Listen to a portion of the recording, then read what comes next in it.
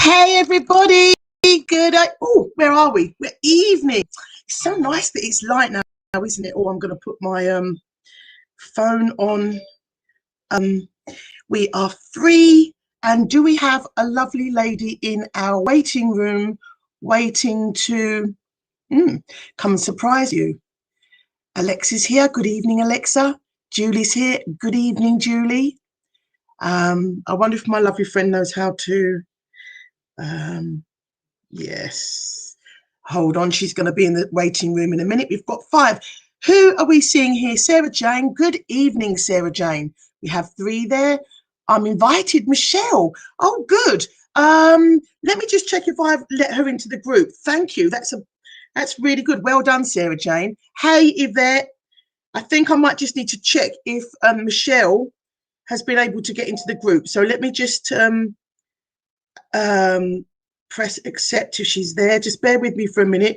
We don't want her to miss out on this one. I can see member request. Yes. Michelle. Yes. Okay. I'm going to have to, I'll screenshot that and I'll take her email address afterwards. But meanwhile, I'm going to approve her.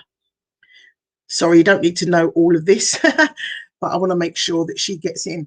Okay. Sarah Jane, if you are able, hi everyone. Hi Natalie. If you are able to, hello Jackie. If you are able to text your friend Michelle and let her know that I've approved her for the group, which means that she'll be able to join us this evening, which is great news. Taking us up to a lovely 7. I think we were 10 last night, weren't we? And you know what? We're doing well. It's day 3, and day 3 has been proven to be the drop-off day. It's proven to be the oh, look, I can see somebody in the green room. Do you feel like a superstar in there? You do, don't you? I'm not going to reveal who you are. I'm going to let them all guess. My superstar waited in the green room. Okay, will do. Thank you, Sarah Jane. I'll give you a couple of seconds just to invite her in because she can come in now. Gemma Ann, Julie Marie, is that your daughter by any chance?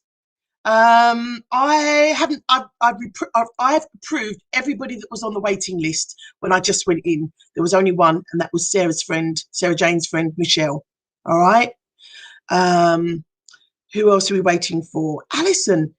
Any news, Jackie? I don't want her to miss out. I don't mind waiting a couple of minutes if Alison wants to come along, but maybe she's been a little bit delayed. Farida, I'm so glad to see you here, Yvette.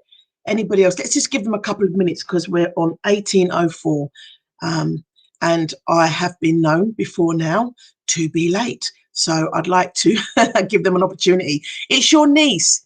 This is what I love, and this is what you really do call the ripple effect. When you experience something so good that you want to pass it on, and especially if it's your family, you are giving them the gifts that you are receiving now. And these are lifetime gifts, aren't they? So I'm really, really pleased that you've done that. Even better when it's someone from your family, because it shows your confidence, to be honest. Somebody said yesterday, I would feel very happy inviting a stranger. I would feel more uncomfortable inviting a friend. And that's possibly because we have accountability to our friends. So we kind of think, oh my gosh, what if they don't like it? I'm going to be responsible, and then they're going to come back on me.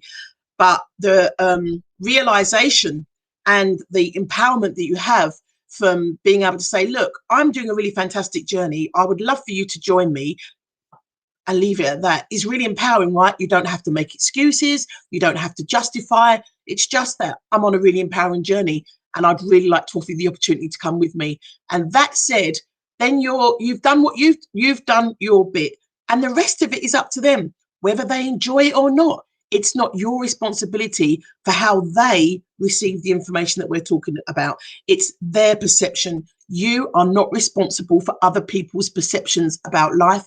You're just responsible for you. You're just responsible for creating that beautiful ripple in the world and letting people know, as they say, you can take a horse to water, but you can't make it drink. Good evening, Riri. Oh, I love a bit of Riri Brown. So lovely to pass on the self-appreciation to others. That's the perspective I love, Natalie. I love the way that you've turned so much in your life around, from having a negative viewpoint of it to just really always looking for the positive in any situation. Doesn't it make life more fun? doesn't it make life more easy? Doesn't it make life more enjoyable when you can always see the positive angle of something? I certainly know that it's changed my life. I certainly know that on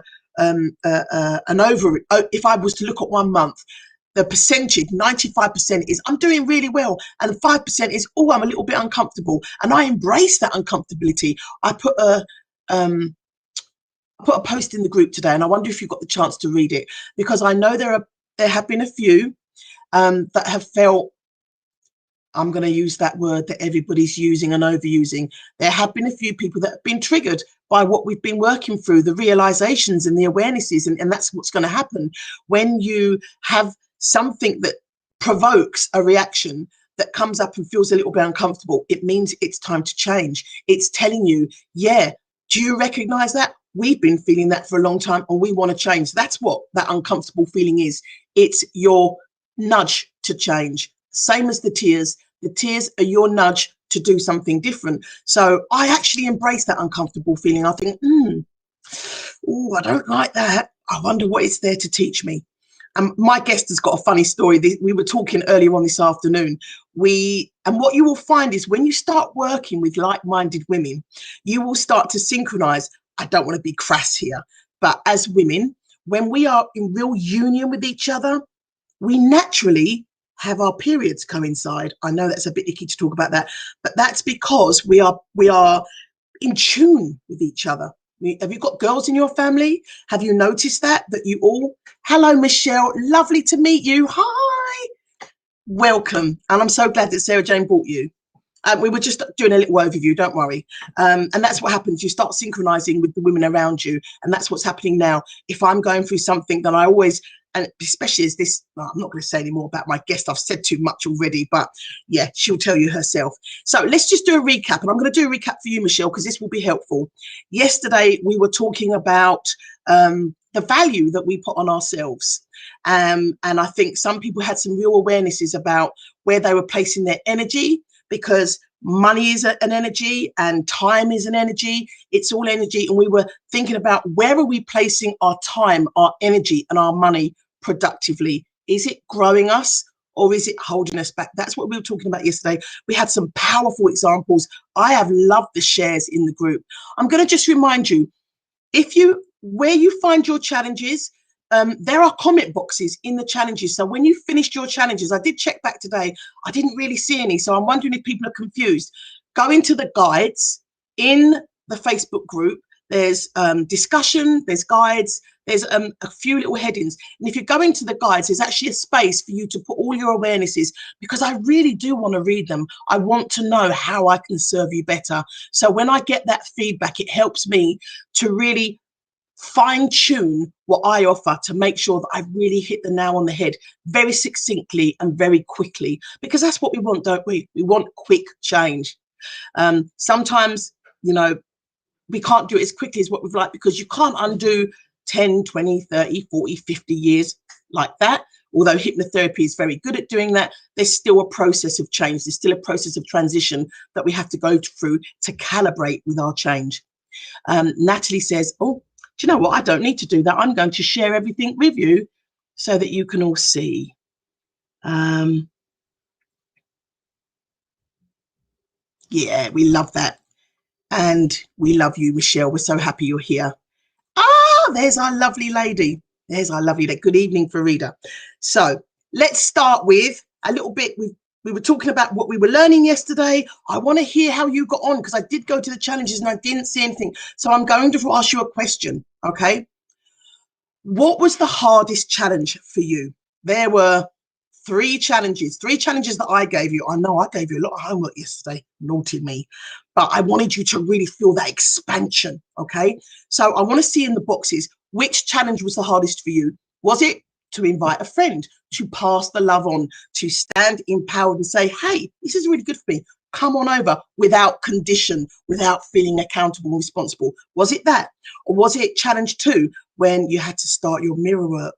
And I sent you, and it was in the group, so hopefully you downloaded it, looking in the mirror. That's okay, Alison, sweetheart. We did wait for you for a little while. We're just doing an overview of yesterday, and I'm just asking, what was the most difficult challenge? We've talked about the inviting a friend, and not feeling accountable? Or was it the doing the mirror work for the first time, looking in the mirror? Hello, Anne-Marie, I love you. You're amazing. With real integrity and authenticity, not like that. Oh, hi, yeah, yeah. But really able to do it with real love. Was that difficult? Or was it taking that compliment? Oh, thank you. That really touched my heart. I really appreciate that. With genuine appreciation. Which one of the three? Number one was a friend. Number two was your mirror work. And number three was taking a compliment. Which was the most difficult for you to execute yesterday? I'm really interested to know. So I'm going to wait for some of those answers to come up.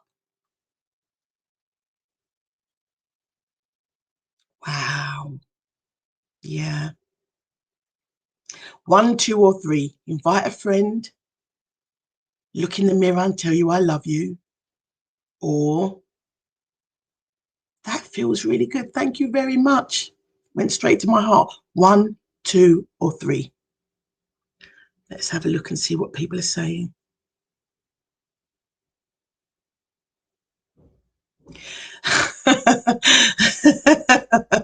Julie, have you been at work today though? Have you actually been at work? Have you actually been around people that could possibly do that for you? Or did you miss it? There's a question. Was it given to you and you actually didn't even notice it because you're so used to going, no, this whole thing, I'll stop it, you know? 3 for sure, accepting a compliment. Yeah, that is a big one, isn't it? Wow. Well, congratulations for actually getting a compliment, Alexa. Oh, like me and poor Julie, we haven't had a compliment today. So I'm glad that you got a compliment, and I'm glad that that you're recognizing that it's a little bit difficult, but I'm sure that now you have that awareness, it's going to become a lot more easier. Let's have a look. The old me would have been the mirror work, but not anymore. Oh, I can't wait to talk to you, Farida. I'm going to ask people to put questions together because you've been such a lighthouse in this whole journey. I know that people are looking up to you and absolutely inspired. So I'm going to do a little Q&A with you. But yes, Farida, I remember when the old you, I remember when you did your 360-degree feedback. We did that in our Self-Confidence for Life Success group. And how difficult it was for you to give it out and even more difficult to read it. And I remember what that feels like. Let's have a look. No, around my poorly aunt. Oh, bless you, Julie. Bless you, Julie. And I'm sure she said thank you a couple of times. I'm sure she did. Did you take it? Did you not even hear it? Just asking. Let's see what else. I invited a friend at the start of the challenge on Monday. Again, the old me would not have invited anyone. Powerful, right? That feeling of I'm not accountable, but I want to offer this to you because, you know, they do say it's better to give than receive. And isn't it funny? The more that I have my awarenesses of my journey, all of those old sayings, they mean something now. Isn't it much better to give than receive? Because it's far more empowering to give than receive, isn't it? So I'm really pleased that you did that. And she's here, isn't she? Kerry Adams is your friend, Farida. Lovely lady. She watches on the replay because I know she works sometimes. Alison, I had no problem inviting someone along, although she hasn't read my messages. Not your responsibility. You did your part. You did it with love. Brilliant. And I'm really happy that you, in that message, there's no accountability. There's not, oh yeah, and she didn't, you know, it's just a fact. I did what I needed to do and she didn't respond. Not my business. Well done. Well done for that. The mirror work. The mirror work you loved 100%, or the mirror work was the most difficult? Just realized I've had 3 compliments today. I'm retrospectively absorbing them as they have passed me by without even realizing. And that is the key, isn't it? So many times we get these beautiful compliments, and because of our own unawareness or disconnectedness from ourselves, we don't even hear them. So I'm so glad that you realized them today, Emma Jane. Yeah, I've really taken to going. Sometimes I'll be mid-conversation and somebody will say a compliment and I'll run right past it and I'll go, oh, sorry, let me just pause. Thank you so much. And then I'll carry on. I do that all the time because I want people to acknowledge sometimes it's really hard for us to give a compliment, right? So if it's not received and we don't get a positive reception, what happens? We stop doing it. We only do things that bring us joy. We only do things that we get a positive response from. So if we don't get that response, we got to stop doing it, but keep doing it, because remember, people, you meet people with their baggage. You meet people where they're at. And that one compliment that you give one day could just land where it needs to land and change everything. As I said today, our lovely Zara, I wonder if Zara's here. I was in a clubhouse room today, which was an awesome clubhouse room. It was about mental health, actually. And she gave me a lovely compliment, and I shared it with everyone because it really made me happy that the words that I was speaking allowed her to be able to comment back, because I know she's quite shy. So I really felt that. Let's have a look. Thank you, Natalie. That has touched my heart. Jackie, love that. Beautiful. I love it. I love it. Transformation in action. Brilliant. Did she say she didn't know what she's going to do when I go back to work Monday? Oh, maybe that was following on from the other one. Here we go. Let's go. Here we are. Julie Marie and Jackie, you are both brave and incredible. Anne-Marie Wickham, you are infectiously inspiring. Oh God, I love that. Thank you so much. That is to me is a real compliment. Passing on the ripple effect of changing other people's worlds. I love that. Thank you. I really do accept that. Thank you. Thank you. Yes, that's right, Kerry Adams. Here we go. I'm trying to go down in order. I love that, Jackie.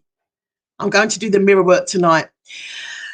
I have a lady coming on in a little while that she's going to give you some really good tips and hints of how you can do that successfully. And she's going to talk to you about our very first mirror work session. So hopefully that's going to be helpful to you. I haven't done the mirror work yet as yet. I will do though. And Yvette, I will have something that's going to help you when you start doing yours as well. All right. So brilliant.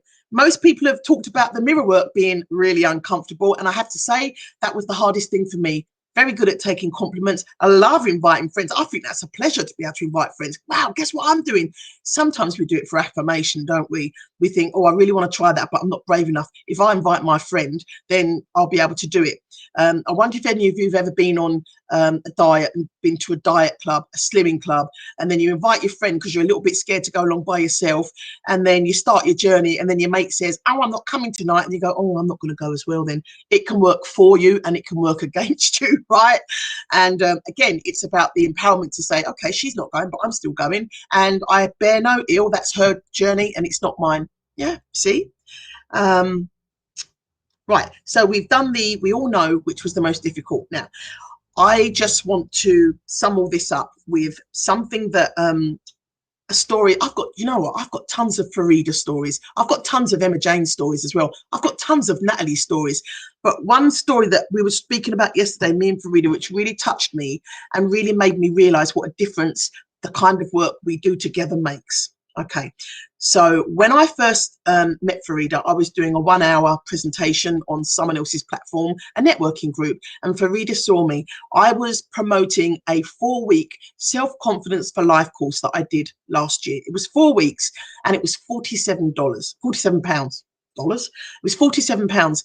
And the reason why it was so cheap is because it was a beta testing. It was me finding out, does the market want what I want to give them? And she came on for 4 weeks, as did many of the other women in this group right here, right now. And she did amazingly well. Oh my, when you hear her story, you're going to go, wow. Okay.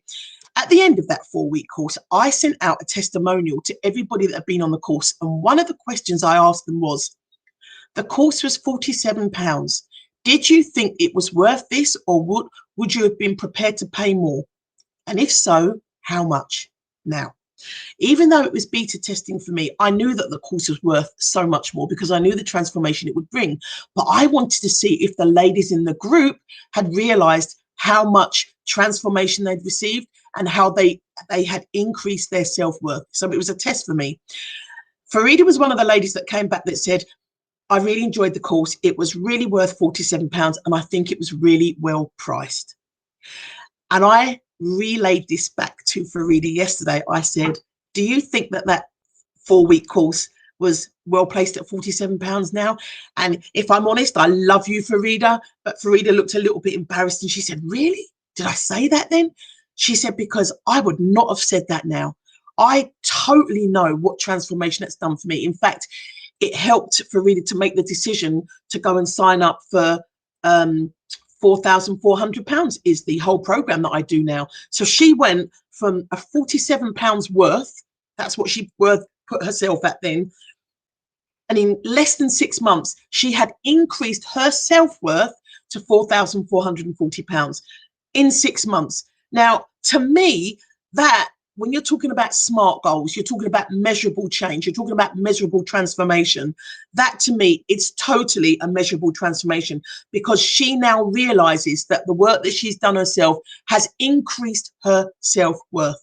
So I want you to remember that when you're thinking about what am I going to do to improve or upgrade myself, whatever you expend is the value of what you feel that you're going to get back. So if you're going to sign up for something for like £35,000, I don't even do a program, £35,000. But if you did, you would be expecting next day transformation. That's what I'd be expecting. I'd be expecting a full body makeover. I'd want an everything life makeover. I want a house makeover. I want it all for £35,000. But doesn't it show you if you're prepared to invest in yourself, then it shows the worth of what you want to receive back. And Farida is fantastic testament to that, because she's amazing. She's coming on in a couple of days. So there we are. That was Farida's story of transformation. We talked about Farida yesterday, the transformation for her children, for a beautiful daughter. I love that story as well. So I want you, segue, I want you to give me one word that describes your feeling about mirror work. One word. How are you feeling about mirror work?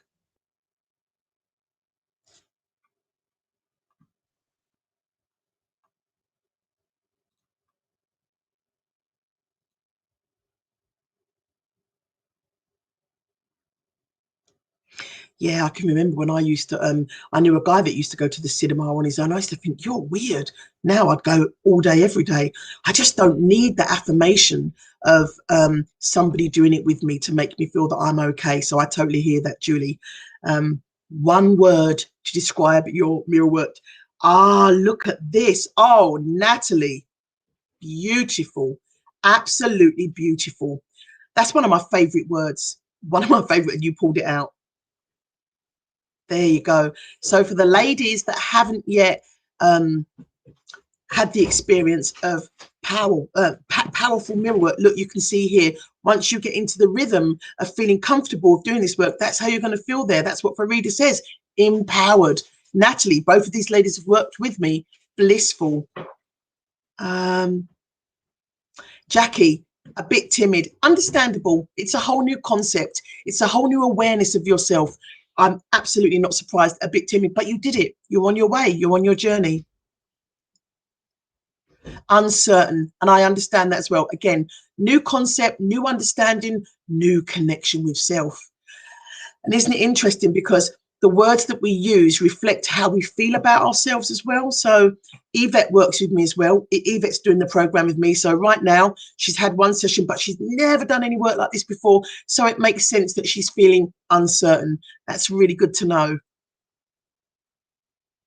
I can't recommend the mirror work enough. It's truly life-changing. Oh, that's beautiful. Thank you, Farida, because it is truly life-changing, and you're going to hear a lot more about that in a little while. Thank you. So when you I have these these mirror work bags, and even though it's part of a program, I also sell them on their own. And what comes with that will come for the first week, you will get a set of affirmations that will support you to be able to do this on your own without feeling a little bit silly. Because if you've got your mirror there and you're trying to read your card, okay, I've got to do that, it can feel a bit stiff and a bit disjointed. So the lady that's going to come on in 2 minutes, She has recorded some affirmations for you to help you to start your journey. And her voice is so smooth and it's so beautiful and it's so calming. It's really going to get you in the right mindset to feel comfortable, to feel certain, and to feel confident about doing this by yourself on your own. And in time, you'll be able to create your own affirmations. I want to ask you one question, because we're talking about friendships today, aren't we? And I know we're going to be talking to Emma, but this day is all about friendships. This day is all about, we've talked about being able to go to the cinema on your own and not needing those friends, but actually friends are a big part of our transformation and our journey to leveling up, a massive part. In fact, there are going to be times on this leveling up process, expansion, when you're going to have to walk this path on your own. And I want to ask you a question, and this is a really important question because I only realized this about a year ago. When someone comes and friends you on Facebook, how do you filter out who you're going to choose and say yes to, confirm, accept, or deny? How do you do that? When you have someone connect with you on Facebook, how do you filter your reply? I'm really interested to hear.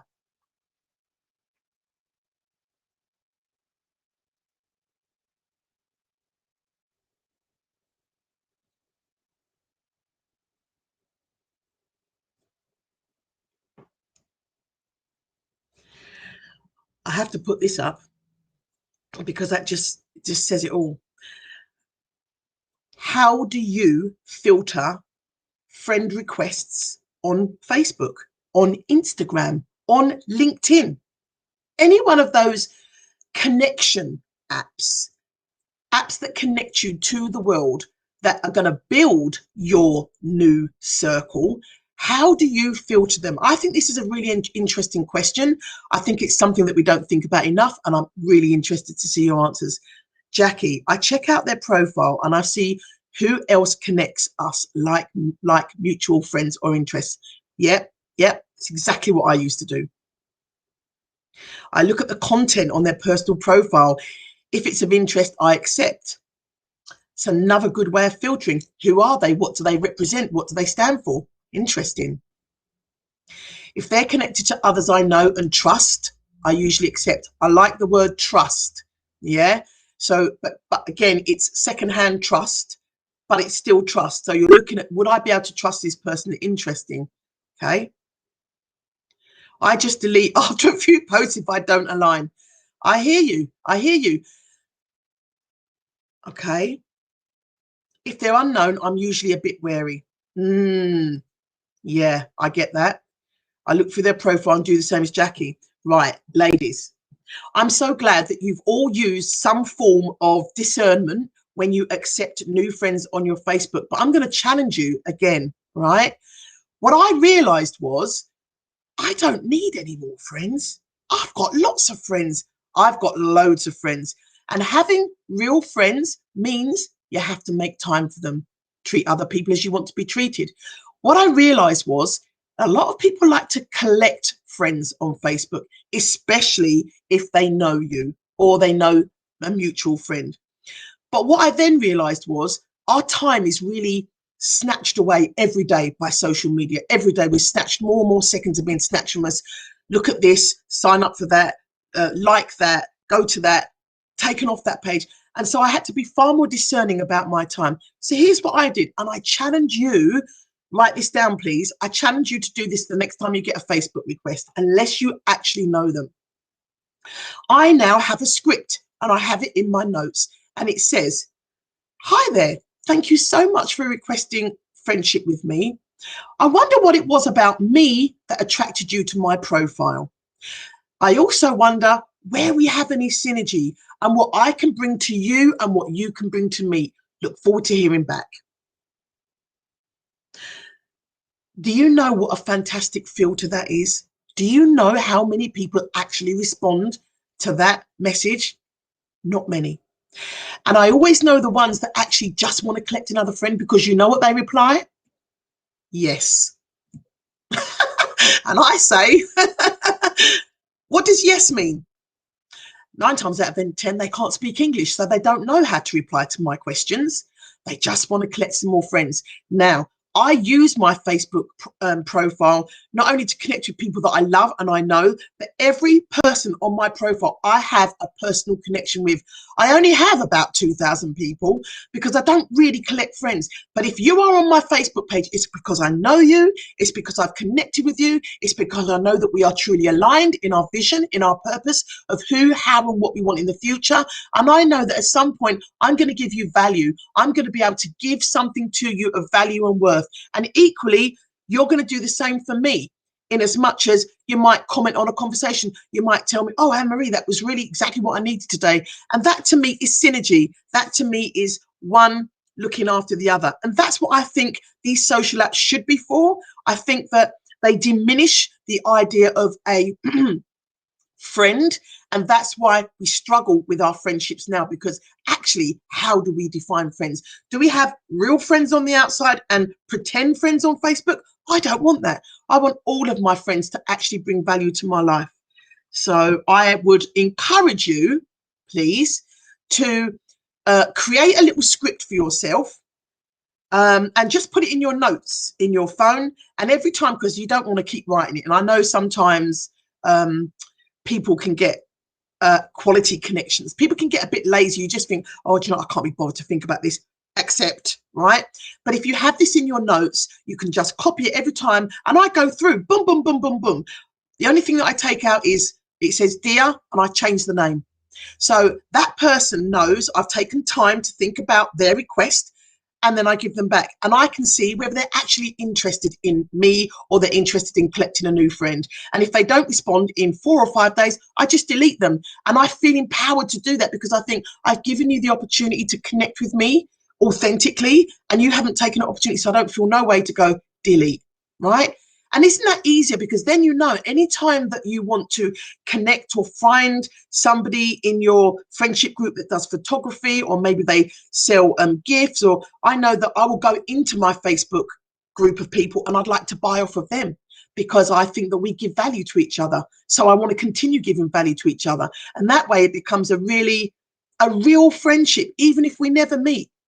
Even if we never meet. I have friends all over the world that will say to me, Anne-Marie, when you come to America, I want you to stop by and see me. I was supposed to go to Colorado last year. Someone from Facebook who I've met through Facebook offered to put me up.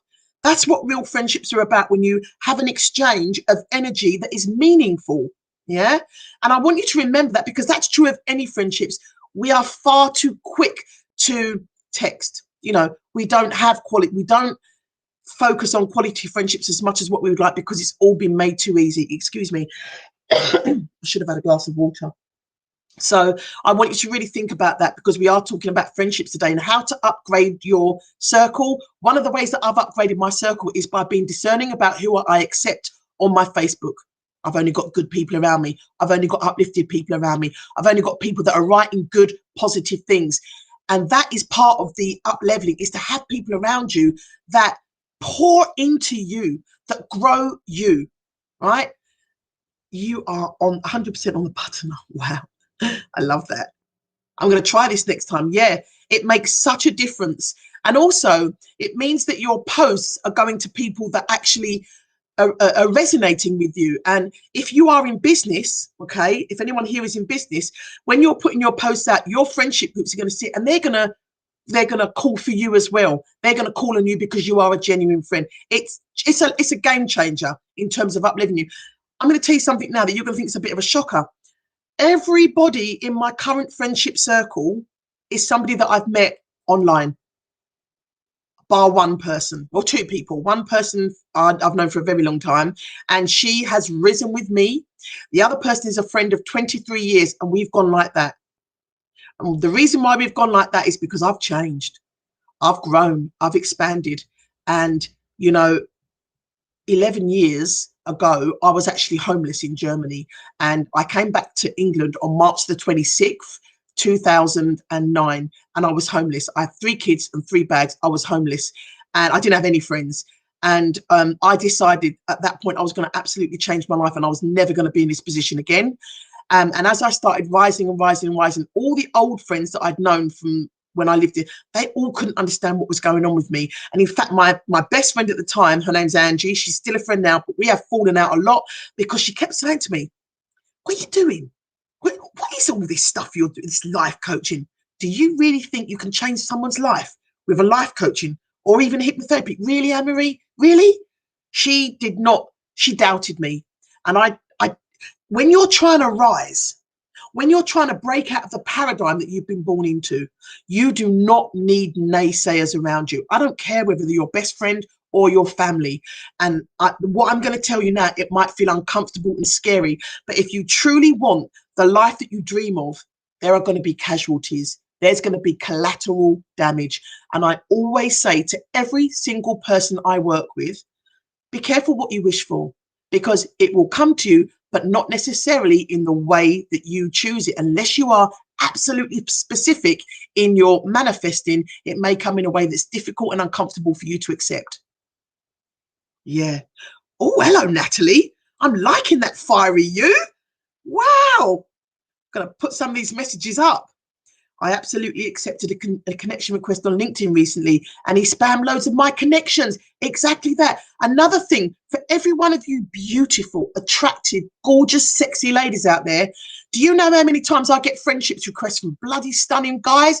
I look in their profile, exactly what someone else is. I look in their profile. Guess what I see? 5 of my silly lady friends who have got flattered with their egos with these young, sexy men, and they go, yeah, all right. They're spammers. They're jokers. And you know what I do? I send my customary, who are you? Why did you want to thing me? And they go, oh, I knew my friend. I go, yeah, that's my friend.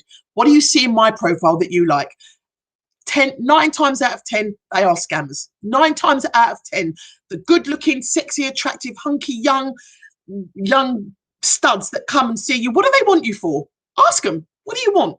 What do you want? Some of them say to me, I want to get to know you. I say, oh, that's nice. I ain't got enough time. I've got enough time to have a Facebook fake friend. If I'm with you, I'm with you. We're going to connect. We're going to talk. And the lady that's just coming on, that's exactly how we met. And now we are good friends. And now we've met in the virtual. And now we have a connection and a relationship. Because when she came into my life, I knew that I was going to make space for her. Real space, not virtual space. Okay? So it's really important for you to get the people around you that are going to grow you, that are going to nurture you. Because there are going to be times on this journey when you're going to walk alone, when you're going to feel lonely, when you're going to feel isolated. And that moment, that time could be 5 days, it could be 5 weeks, it could be 5 months. That's the moment of calibration. That's the moment of where you are saying to the universe, I'm letting that go because it no longer serves me, to allow that to come in. And in my life now, I only have beautiful people, uplifting, joyful, amazing people. I don't have anybody negative in my life at all. And if I did, they wouldn't be there for long, unless they were choosing to step up and be inspired and go on their own journey. You don't have to come and be my friend and be there. You do have to come and be my friend and want more for yourself.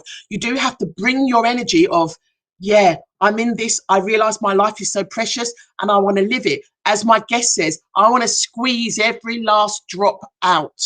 That's what she said. I want to squeeze every last drop out. Now, I could go on about this, friends, because it's a really big thing of mine, because I didn't have any for a long time. So now I really, really genuinely appreciate and love the friends that I have. Let's get some more of these. Can you repeat your script or post it for us? And we can change it a bit, please. Absolutely. Jackie, I would love to do that. I'll put it up in our group. Okay, the 5 ways in 5 days. Yeah, absolutely. Please, if I don't remember, because we've talked a lot tonight, just put it up in the group and remind me. But you know what? My next guest will remind me, because she's my super PA. She reminds me of everything. Let's see. Damn straight. I like that when I saw that, Natalie. Ooh, she's getting feisty. I love it. Damn straight, she said. Alison said, same thing has happened to me with one of my friends, right? I went through a huge change due to therapy, and she couldn't handle that. I was behaving differently in our relationship. Yes, yes. And as I was saying to someone else today, when someone's giving you a hard time because of who you've become, guess what they're really doing? They're talking to themselves. Because when you see someone that's blossomed and grown in an amazing way and you want to be just like them, but you think you can't, guess what we do? We minimalize it. We generalize it. We go, oh, that sounds rubbish. We don't really think it sounds rubbish. What we're saying is, I'm too scared to do what you're doing. So because I can't make that move, I can't take that action, I'm going to try and repress what you're doing and make you feel less than, so that you're going to stay down here with me. Stay down here. I don't want you to grow and be amazing. I don't want you to leave me behind. So guess what? I'm going to rubbish it so that you'll come back to me. That's what they're saying. Yeah. So, you know, you have a choice at that point to say, is it really do you really feel that? Or maybe you just don't understand it enough. Maybe it's something that you don't feel ready to step into now. You want to talk about it, and you open up a whole new conversation of growth, right? Yes, look at this one. I lost a friend of 20 plus years. She started, oh my gosh, started to dislike my confidence. That's so sad, but so necessary. I'm going to say it. It's sad, but it's absolutely necessary for your growth, Farida. Oh my gosh, Farida, I'm going to, this is just my star girl. I've got lots of star girls here, actually. They're all stars. But you see, when you notice what you notice, when you feel empowered to say, okay, I know we've known each other 20 years, but if I can't be useful in your life and you can't be useful in my life, then we've had our season. Reason, season, or a lifetime.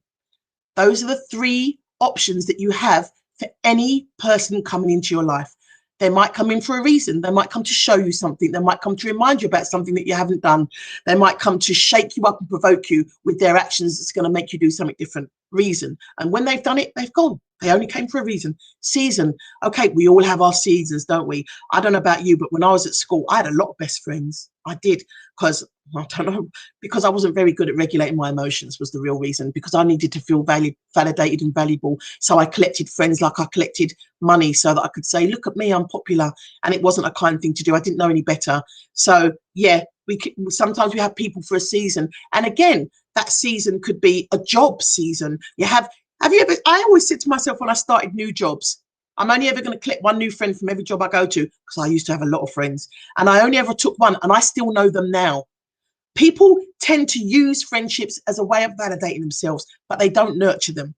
But friendships take time, and they take time. They take nurturing.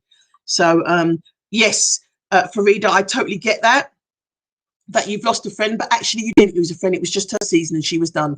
The ones that you have for a lifetime that grow with you are the really valuable. Oh, they're the gems, babe. They are the gems. I have a friend of 38 years, 2 years. You hung up on a friend of 38 years, and for 2 years she keeps trying to get back. Wow, says a lot about you, Julie, that she's trying to get back to you. I wonder what doorway that you're giving her to come through, if there's any at all. Yeah, you see, Farida, Yvette knows she wasn't a friend. Well, maybe she was a friend at that time, for that purpose, for that season. Okay, because you had good times. You wouldn't have been friends for 20 years if it wasn't something. We only ever do things that satisfy our soul, and when they don't satisfy our soul anymore, we move on. So she was there for a season. Okay, and we don't diminish what we had. We say thank you. That was great. And we move on with love. Yeah, that's my way of doing it anyway. Ree Brown, replying to Farida, not a real friend. At some point in those 20 years, she either envied something about you, or was happy you never had the confidence as yet. Does that mean that she's not a friend? Or does that mean that she's insecure about herself and that she needed to learn some lessons to be a better friend? You know, are we all perfect at being good friends? Have we always been perfect at being good friends? Or are we learning how to be better friends by the experience and the expansion of growth of ourselves? It's a question, isn't it? Because I don't think you keep somebody in your life for 20 years if they didn't serve you in some way. So there was an element of friendship there. But as the girls are saying, maybe there was some envy there. I know there was with my best friend of 20 years. I know she didn't like me getting confident, but guess what? I told her straight. But guess what? Again, she came back and she accepted. Yeah, I see that you've grown. And now she wants to work with me, but she doesn't want to pay. And there's another one. There is another nugget. All you ladies out there, how many of you have really good friends that go, oh my gosh, you're such a good friend. Could we just do that mates rates? Could we just get that for free? I've just been on the phone to my son's uncle. It's not related to me. He's suffering from depression. He rings me every so often. He said, I'm going to go to the hospital and get some free counseling. I said, that's great. He said, or I could come to you. I said, well, you have a choice. You can go to the hospital when it's free, or you can come see me and you can pay. Which one's going to give you the most return on your investment? You choose. He went, yeah, I'll go to the hospital. Fine. Absolutely fine. You know, friends build you up. Friends don't want cheap things off of you. Friends want to show you your value and your worth. Yeah. Gosh, we've got lots of comments tonight. I love it. I love, look at that synchronicity. Yeah. Beautiful. So true. Truth. Yeah. Yes. My friends loved the new me because they were worried about me beforehand and could see I actually wasn't happy. You've got some great friends there, Natalie. If you've got the kind of friends that are empowering you to tell me, damn straight, girl, you've got some good friends, right? Where are we? I see my lovely ladies hopped on. Narcissists just caught this. That's another word for them. But even narcissists have their own pain. They carry the pain too. And they are acting how they've been taught to be able to gratify themselves. It's an awful thing to meet a narcissist, but no one's born a narcissist. My humble opinion, no one's born bad. They're born into an environment of nature or nurture that creates you know, that doesn't give, in fact, it doesn't give them an opportunity, because as a child from the ages of 0 to 7, we don't have a choice about who we become. We can only by osmosis ingest the people, the environment, and the language that's said to us, and that's what creates who we are. And if any of the ladies that remember when we did the Self-Confidence for Life Success course, I talked about the 4 types of parents that we have that create narcissists, that create wounded children, traumatic children. We talked about how your parenting can influence your personality and who you become, and that includes narcissists. So that was quite interesting. I always say we shouldn't judge unless we walk in their shoes. Amen, sister. Yeah, that's another one. And just because we don't judge, it doesn't mean to say we agree. It doesn't mean to say that we agree with negative behavior and actions. It means we don't judge, because who are we to judge? Absolutely, if we don't walk in their shoes. Really loving that, girls. So I think we've talked about friendships, how we can filter and discern those friendships, where we got our friendships from, how we're managing them now, and how we can use our intuition and discernment when we are taking on new friends. Because let's face it, many of us, not Natalie because she's a young beauty, but many of us ladies who are maybe a little bit older, have you actually got space in your life for new friends?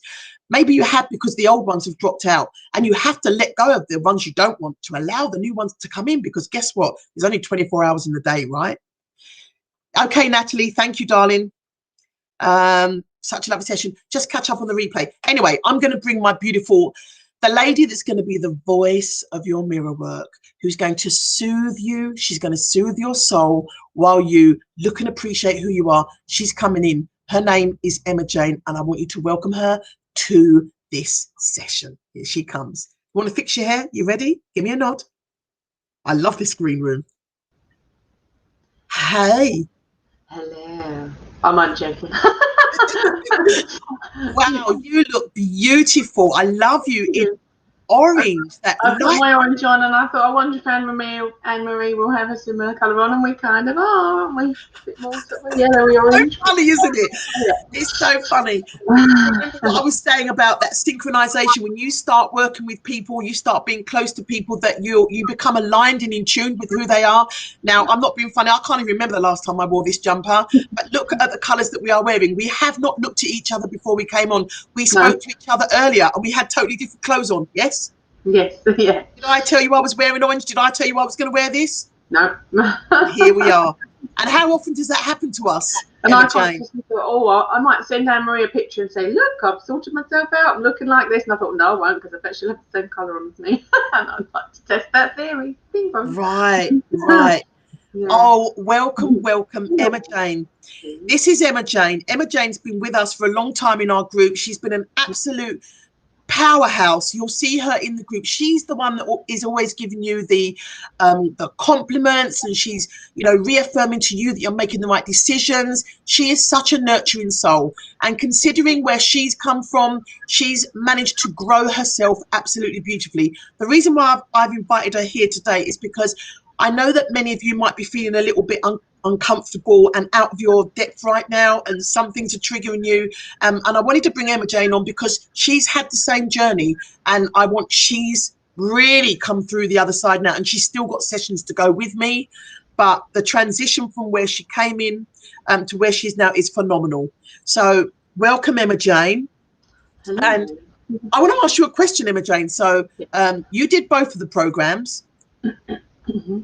You started with Self-Confidence for Life Success, which was a 4-week every Wednesday night course, and that gave you the confidence to step into the Be the Real You program, which is obviously the larger program, and it's 8 sessions. Yeah, which do you think well, just tell us a bit about how you felt about both of them. I think there's a place for both of them. For me, that was a stepping stone program, and I think we were discussing yesterday or the day before what my biggest takeaway from that was, and actually my colourful clothing is kind of testimonial. So I used to kind of expand on that, Emma Jane. One of the challenges was the smaller course, the Confidence for Success. I used to pretty much dress in black and try to be fairly invisible. That was, I think, after the hypnotherapy session from that first night, that was one of the first things to change. And one of the ladies that I think is on the live now, Claudia, was also on there, and she kindly put me forward to being accountability coach in the Facebook group that we had. So that was another big confidence boost for me. And I remember one of the first tasks I set people, which might be a good task for everybody today actually, was to the next day wear something brighter than you normally would, more colourful than you normally would, or do your hair in a slightly different way, just to give yourself permission to just dial it up a little.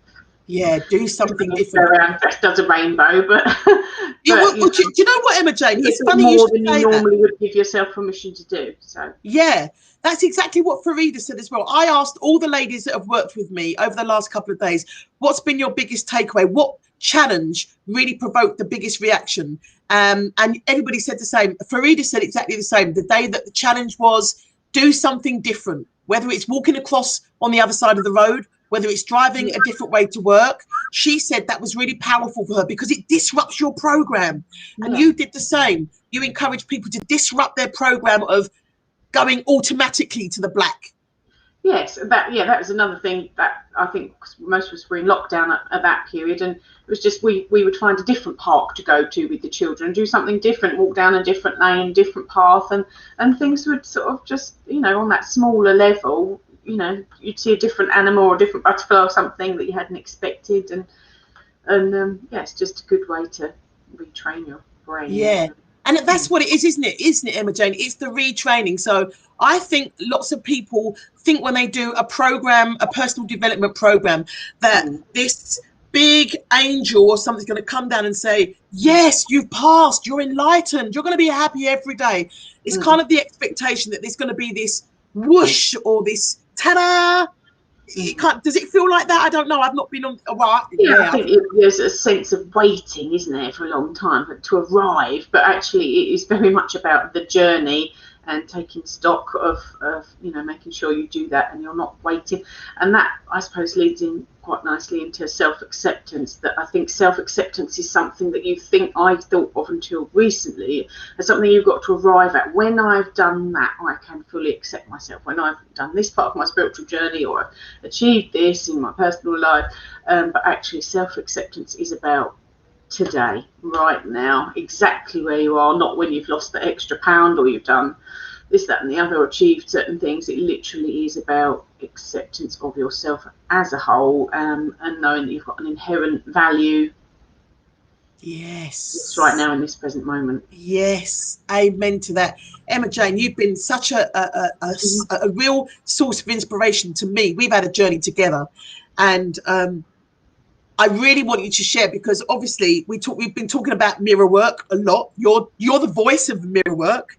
And the reason why I asked you, because you've been prolific with this mirror work, and not least of all because from where you started, Emma Jane, can you take us back to the very first time that I gave you the mirror work and your journey to actually doing it, please? Well, actually, when you were talking about it earlier, I wrote down some words, because I think you said about the key words. And before I perhaps even started with you, tracking back a few years ago, when I first started to even hear of mirror work, I think the word I probably would have used to describe it was, I've written down, pointless.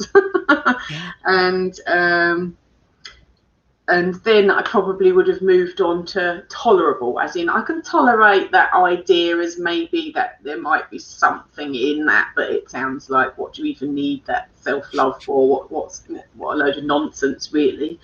And then I suppose moved into the phase of uncomfortable would be my key word, and thinking, okay, I really get why I need to do this now, but I really do not want to do this. And then I think, for me, I think possibly the session before we did the mirror work had opened up something in me to reveal exactly the space inside me that I needed to fill. And I've said to you, I've used the slogan, I've stolen it from book, but it's touching the void. So that void inside, whatever your personal void is, that's what the mirror work has gone in there. And I got to the point where I said to you, I'm ready to do it now. It's a choice. I am. Right, hold on, rewind, because do you remember when you were faking it till you made it? Do you remember what you said about the mirror work when you tried to do it a couple of times? Yes. So the first time I'd done that, and that was, I think, in a few years ago, sort of thing. The only way I could say the words "I love you" was to give myself permission to lie, and that was the only way I could do it. Because it felt that uncomfortable. And that was years ago. And I've only been working with you since November, and then in that amount of time, I have been able to do that now. Yeah. So Emma Jane had mirror work as homework 3 times, and every time Emma Jane came back, I say, "How was the mirror work?" She said, "I can't do it." That was your word. I can't do it. The other homework, and I bet I haven't done that one yet. She do the other homework even better, because she wanted to compensate for the fact that she go, yeah, but look, I've done this. She'd write reams because she did not want to do the mirror work. So to take my focus off of the homework that she hadn't done, she would do the other stuff really, really well. I noticed, Emma Jane. Don't worry, I did notice. And then one day, she came again and she hadn't done the homework, and this was the day that it was all going to change. Yes. Oh, yes. And yeah, something just popped into my head. I think I'd always kind of imagined myself writing some kind of course or book entitled "Self-Love Makes Me Want to Puke," because I thought that will actually attract the audience that I was. Because that's the disgusting feeling, and that's what I used to think about it. And I thought that they're the people that you need to reach, the people that think, what a load of nonsense, which was me. It's, it would save them some time. Anyway, so yes, sorry, what was the... the day that you came and you hadn't done your work, and there was no way that you were going to be going home without doing that first piece of mirror work that was actually going to be real. What happened? It just really evolved, didn't it? And we were almost out the door at the end of our session, really, weren't we? And I'd said, yes, I do feel ready to do it. I'm nervous, but I'm going to go home and do it. And then I think you sensed that was still going to be quite a struggle for me. And really, an exercise evolved. We stood in front of your mirror, and it evolved so that you ended up saying, imagine that I'm a blind person, and you stood there and closed your eyes and instructed me to positively describe myself to you, and through the eyes of love, through the eyes of you, as you saw me. And that just became really easy. And before that, I think I'd been going, I hate you, I don't want to do this, I don't like you anymore. kind of thing, because you were sort of, and that's what happened, and we were able to do that, and it was a huge breakthrough, and it literally, I don't know, it felt like something was melting away in front of my eyes, and yeah, there's just kind of transformation, Yeah. literally in front of my eyes, and it just became easy, just really easy, from something really difficult, something I resisted and didn't want to do. And that had been years, that journey of sort of from first knowing about it, probably 5 years ago that I first sort of read about it and been asked to do that. And then she became the world's best advocate for mirror work. It's amazing. It will change your life. You can do anything once you've done mirror work. But isn't it amazing that it's something so simple? Mm-hmm. I mean, really, because when I very first put this bag up like this, and I was thinking, it doesn't look much, but that's the same with most things in life. It's not what this is, it's what this represents. Yeah. Because people might look at this and think, how is that worth 997? I mean, look, it's just that, but the content of what's in it, and that's why I think, first of all, it needs to happen in a group, really, because you can lie to yourself and go, yeah, I think sometimes a lot of clients lie to me and say, yeah, I did it, I did it. But I always ask them, how did it feel? What were you thinking? And then I'll know whether they've done it or not. And usually they do come clean. Like, you came clean all the time. You didn't even lie. Like, no, I ain't done it.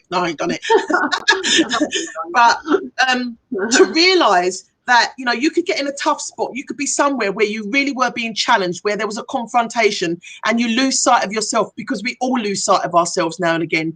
And to be able to take this into a bathroom somewhere and open your mirror and just, especially if you've got your phone on you, and plug your affirmations in, and you can look in the mirror and you can do one of the affirmations on there, it's going to reset you like that. It's going to bring everything back to you, who you are, because it's about alignment. That's what the program's called. It's about alignment. It's about coming back into alignment with yourself, resetting yourself, blocking out the outside, and remembering who you are. And that's all of this journey. That's all that we're trying to do, is get back to ourselves. Farida used a really good statement the other day. She said to me, yeah, I just felt like, what did she say? I reconnected with me again.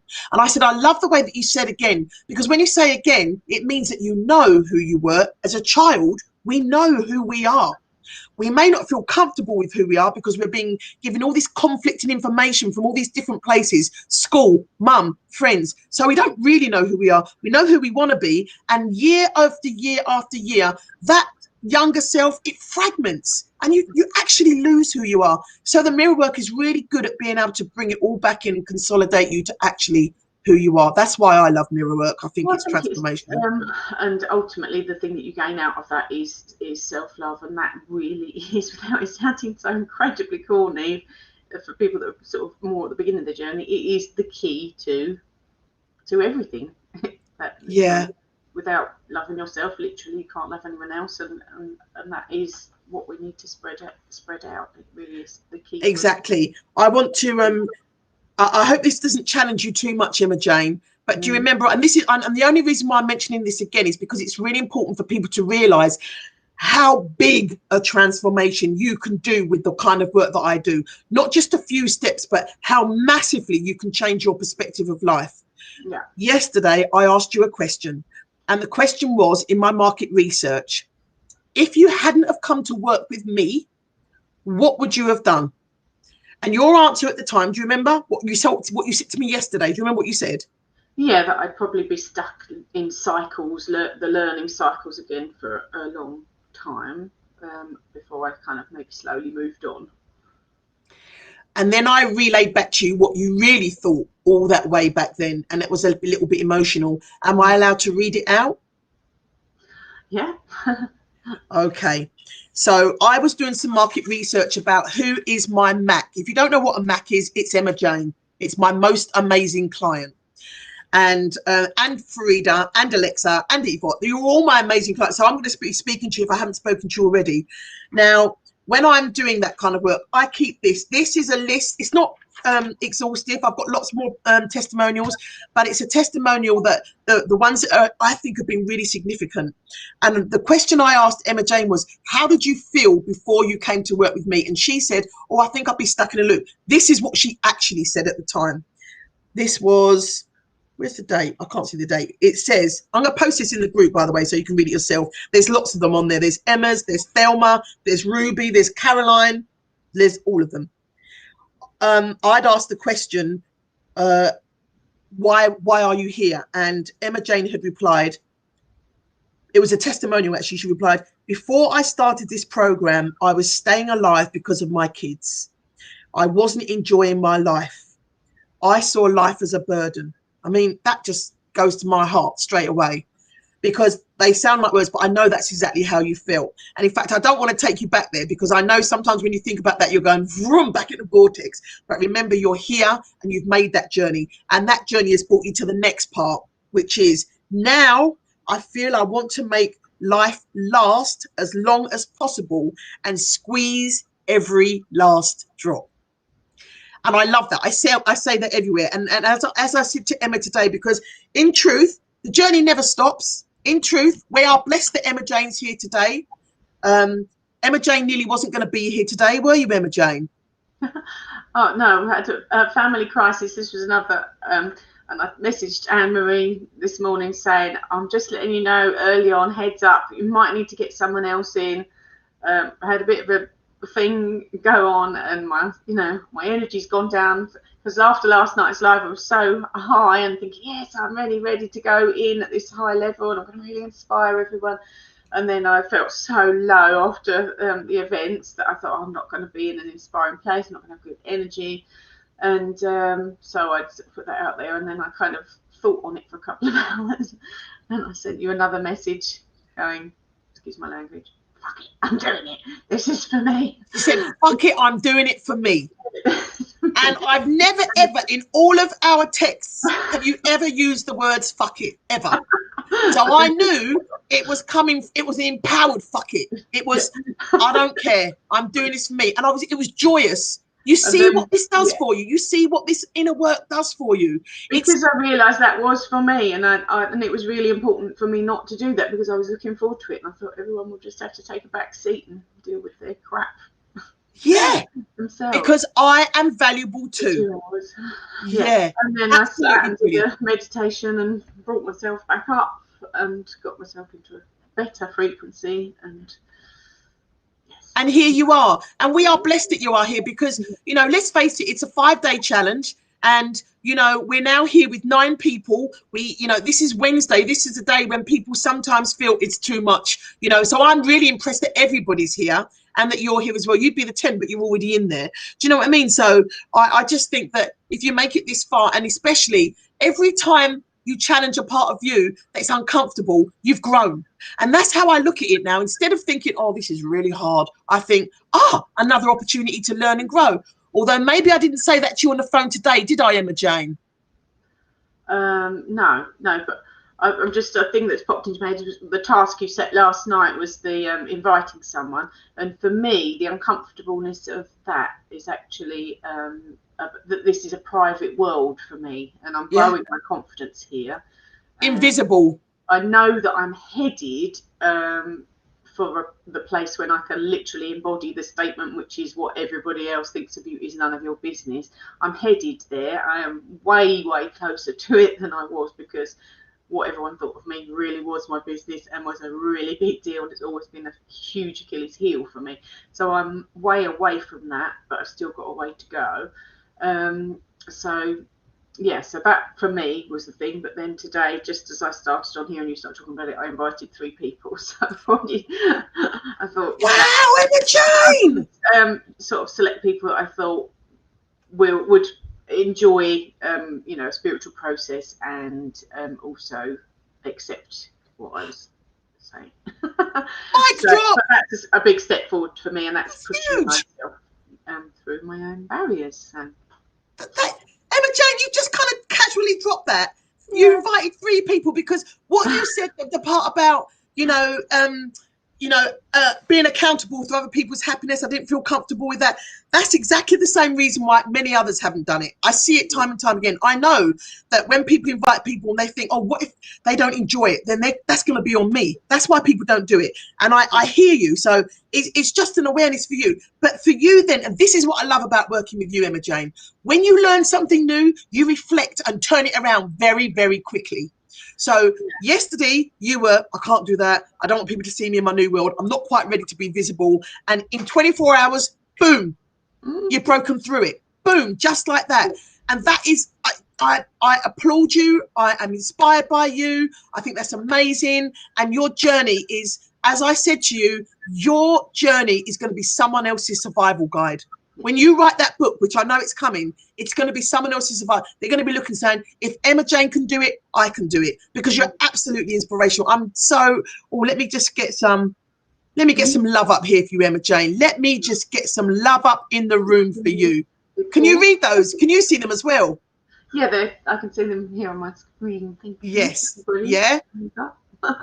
Yeah. Just feel that love, because everybody knows. Yeah. Now I've had a lot of compliments today. Thank you for the compliments. I take them in.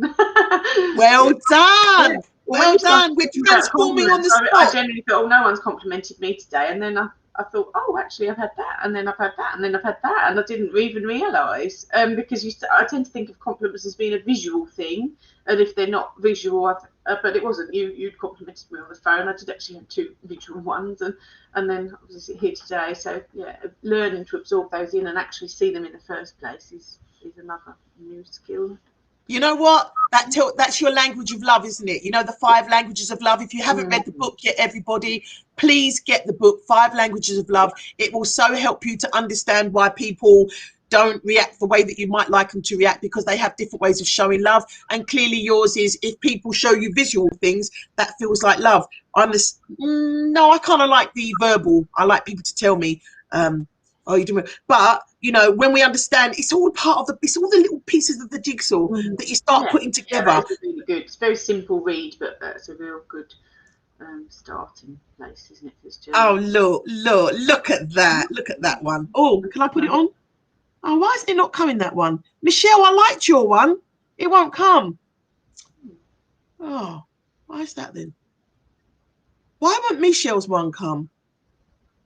Oh, I'm sorry. You'll have to see it afterwards, Emma Jane. It's a beautiful bunny rabbit. She was. A little rabbit. I can see it here. Yeah, why doesn't it come up?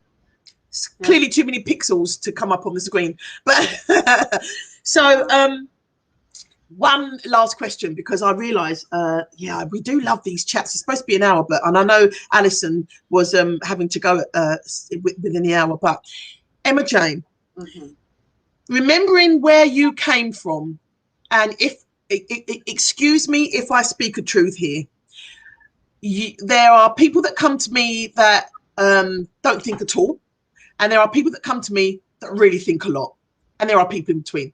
I would say you're one of these people that really thinks a lot, right? Yeah. No, that's a good thing. That's a good thing. Thinking about the right things is really good. And we've practiced some practices where you've been able to combat that, because you're aware of it now. So you can do some periscoping, and that helps you to, look at the bigger picture. So it was really difficult for you to commit to this journey. Let's be honest. When we first met, we were on Facebook, we were friends, and then I reached out. She was like, no, I don't need that. No, I don't need any of that. And it really took a long time for you to go, actually, trust. It was all about trust. You needed to trust me. And you know what, ladies? I was very fortunate and blessed that the universe knew how much Emma Jane needed to trust me. So guess what it did? It made sure that we had the right birthdays. We have got the same birthday.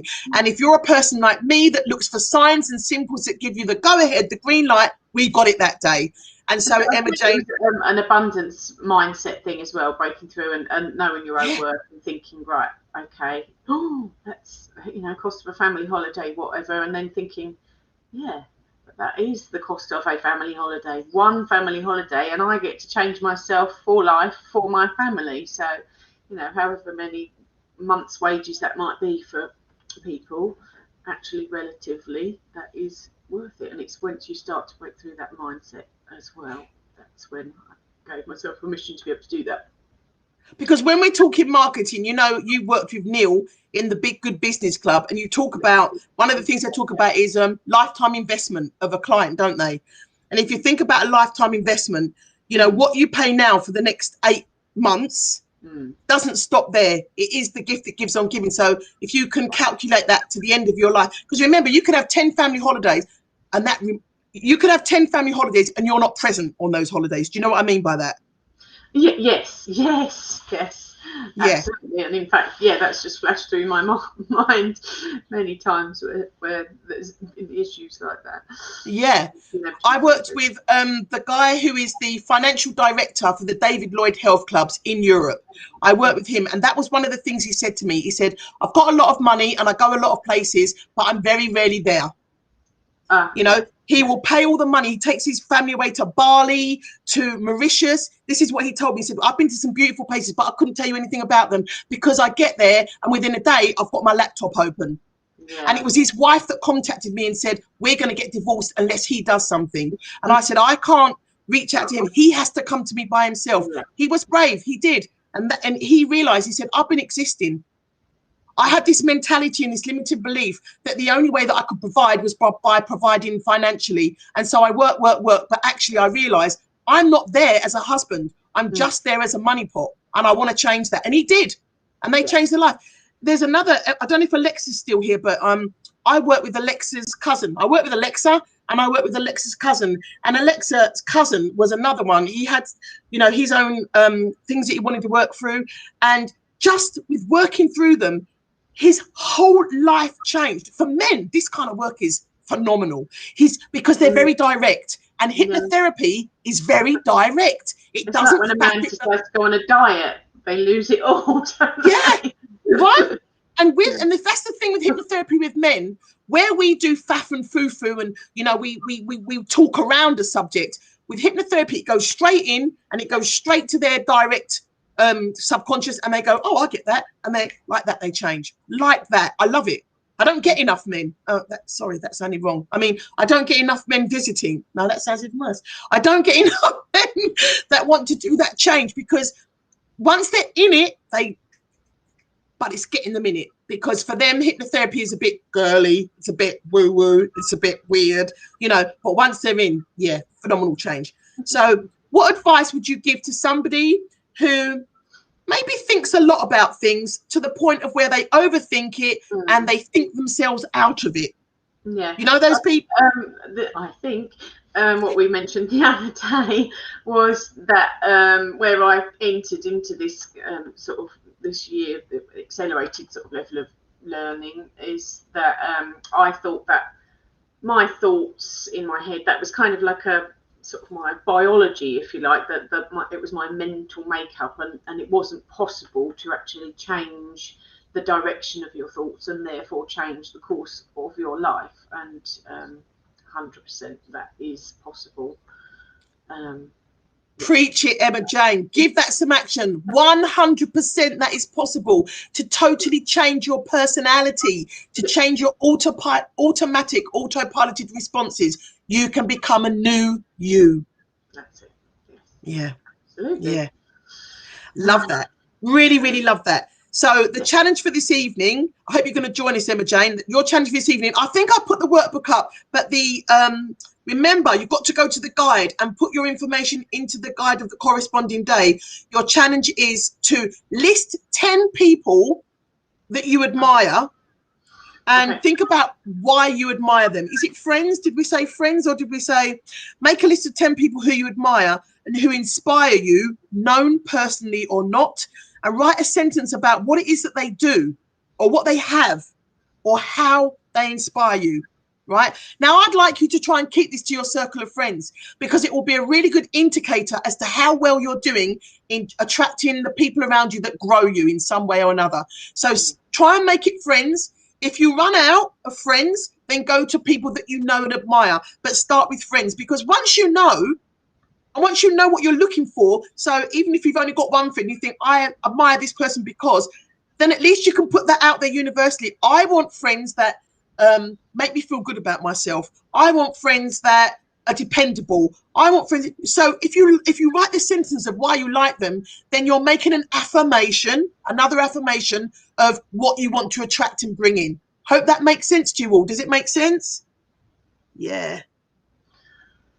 Speaking of affirmations, I was just going to mention that I'm going to be doing a recording for some sort of generic affirmations for everybody, but you might want to consider on your journey. What I did was I had an ongoing list that I sort of made of affirmations that were relevant for me each time they came up, and you can create your own over sort of obstacles you might want to break through. And I just recorded them personally on the memos on my phone because I found that I had sort of about 4 minutes worth, and I kept looking at my piece of paper and then trying to remember it and then looking at the mirror, and I'm whispering in the morning so the children don't think I'm crazy. So in the end, I just thought I'm just going to record this so I can actually look at myself, do my makeup, look myself in the eye, do my hair, and while it's about 8 minutes now they are, but they're really 8 minutes. It's really good. You couldn't even look for 1 minute when we first met. Yeah. You couldn't. Yeah, and now you're 8 minutes. Look at that. Yeah. Yeah. So people, you may want to just keep an ongoing list and make your own and add to the ones that I'm going to do for you. Oh, that's lovely.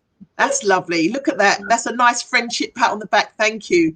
Yeah, I mean, the reason why Emma Jane's going to do you an example is so that you can know what it feels like to look and hear that. And if you wear earphones, gosh, how powerful is that? I love mirror work. It's just every part of me I love. And I just like all the things that I used to look at and think, you got a big belly, you got this. And I go, yeah, but I love my belly though.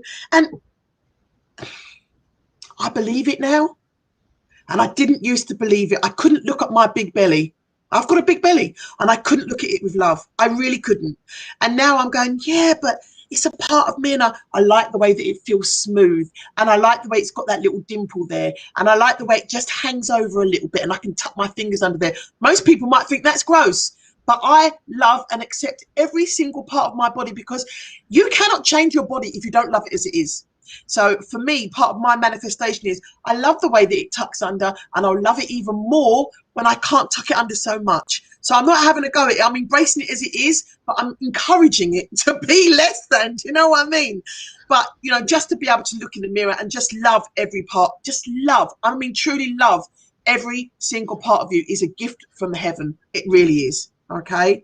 So that is us for tonight. Thank you so much, Emma Jane, for everything that you've shared, for your vulnerability. Welcome, most welcome. Yeah, for showing up, even when it would have been so easy not to have shown up. So as you said to me when we spoke earlier on, yeah, but Anne-Marie, the reason why I'm doing it is because I know that it's come to me to grow me in some way. So I'm accepting that challenge of growth, right? That's amazing, right? I mean, that was brilliant when you said that. I wasn't even expecting you to say that. I'm like, oh my God, master, but servant has become master. Oh, yeah. That one. One other thing, I was just going to say one last little thing. I'm not going to go into this big, but very, very quickly off the back of the mirror work exercise we did together and then being able to work only, I think, for 2 weeks between sessions, I was able to, as a standard, I will put a swimming costume on in a foreign country on a beach in front of a beach full of strangers, and I still won't feel comfortable. But I will do that then. But I won't go to a local swimming pool, etc., etc. But I basically was able to not only wear a swim costume when it was our birthday, and it was a really beautiful day of sun, and we had a really lovely day, didn't we? And we were both shaking our bellies together. Yeah. In the garden. I genuinely went from hating my body to full acceptance of it within that space of probably 2 to 3 weeks. Yeah. You've given me a challenge. Sorry, ladies. Emma Jane has just given me another challenge.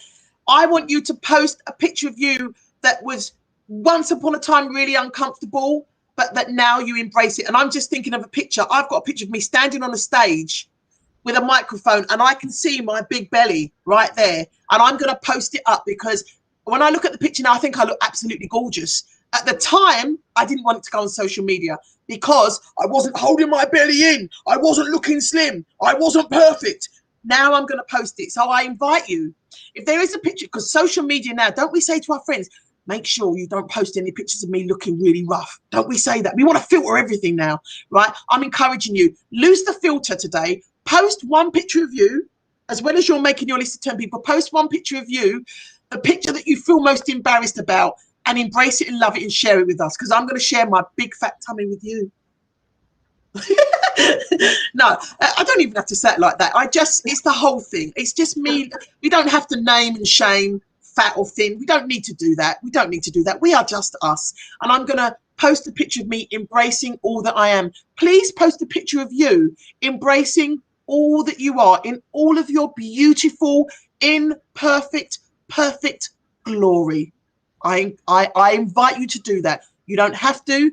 But if you really want to use this 5 days as a way of challenging yourself of how you're going to love yourself more, then give yourself that opportunity. It's a safe space. No one comes in and no one goes out that's not already here. So we can hold you in that space and allow you to show yourself in all your imperfections, and let's embrace love you. Yeah, that would be nice, right? Julie Marie Bush did that yesterday. Yeah, I saw that. Good for you. And then I followed suit and did that as well. Yeah. I'm going to do mine this evening. Yeah. Thank you so much, beautiful, beautiful soul-conscious ladies. We love you. I love you. Emma Jane loves you. We love you. We're pouring love all over you. Thank you for being here again. Thank you for showing up for you. Absolutely. And we'll see you here tomorrow, 6 o'clock, with another wonderful interview.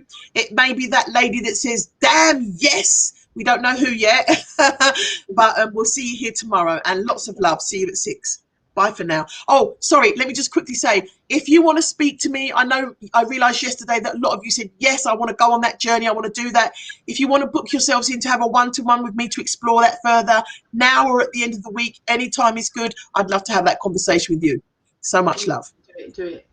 Let's end by all saying, I love you. I love you. I love you. I love me. I love me. I hope you're all doing your hands as well. Oh, that's gorgeous. I love it. All right. Have a wonderful evening, everybody. Bye for now. See you tomorrow. Bye-bye, Emma Jane. Thank you, my darling.